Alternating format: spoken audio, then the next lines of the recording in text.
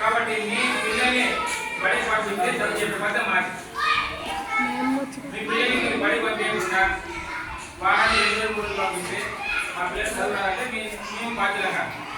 ఎందుకంటే ఈరోజు చెప్తాము, వాళ్ళు రేపు రాకపోతే వాళ్ళు వెంటనే మర్చిపోతారు పిల్లలు కాబట్టి. అది పంపించండి, అది మంచిది, మాకు మంచిది. వాళ్ళు ఇంటికి పిల్లలు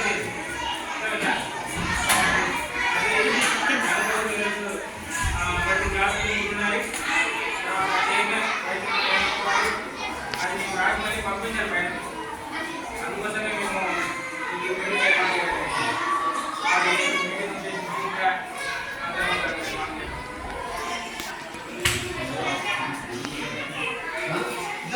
ఏమైనా మాట్లాడాలంటే మీరు మాట్లాడాలి.